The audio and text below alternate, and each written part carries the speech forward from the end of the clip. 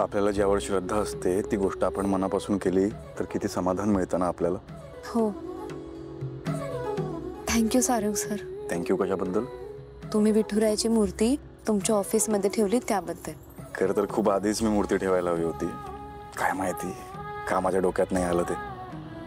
पण ठीक आहे, आता तू येतेस ना ऑफिसला, म्हटलं आता ठेवू, तुला पण बरं वाटेल. बरं मला सांग, तू ऑफिसला यायला लागली आहे सध्या, तुझा अनुभव कसा आहे? फार वेगळा अनुभव आहे. म्हणजे इथे ऑफिसला आल्यावर मला कळतंय की तुमच्यावर एवढी मोठी जबाबदारी असते. इतकं काम करता तुम्ही.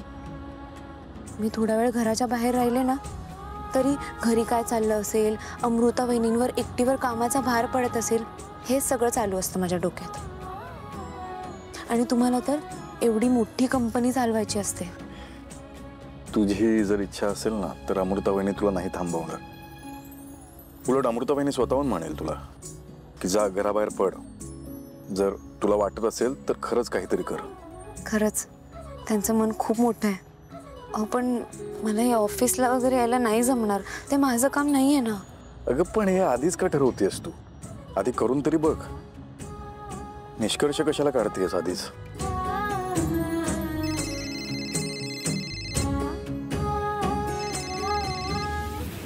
हा बोला आत्ता.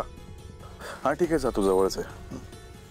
सावली, आपल्याला ना इथे एका गावात जायचं आहे, जवळच आहे. तिथे जाऊयात आणि त्यानंतर आपण घरी जाऊ.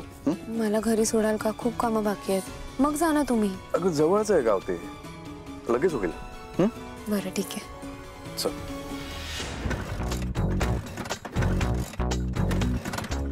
काय रे, अशी कशी बंद पडली?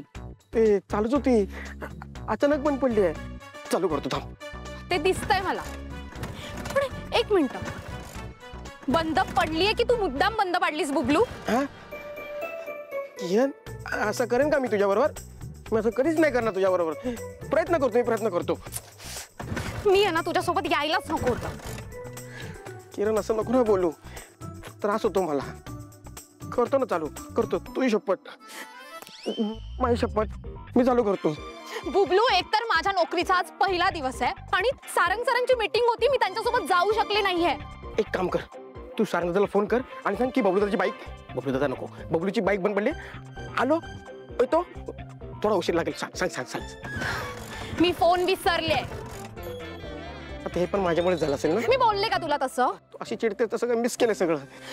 बुबलू हे बघ, ही नोकरी माझ्यासाठी खूप महत्त्वाची आहे आणि त्यात आज माझा पहिला दिवस असताना तुझ्यामुळे मी काही काम करू शकले नाहीये.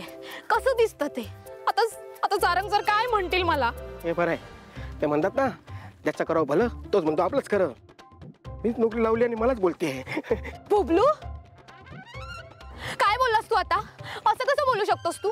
तू लावलंस मला नोकरीला म्हणजे? तुला काय वाटतं मला काय दुसरी नोकरी मिळणार नाही का? हा ठीक आहे, थोडा वेळ लागेल मला दुसरी नोकरी मिळायला, पण मिळेल मला दुसरी नोकरी, समजलं? किरण सॉरी चुकून बोललो ते. केक मारे आपण.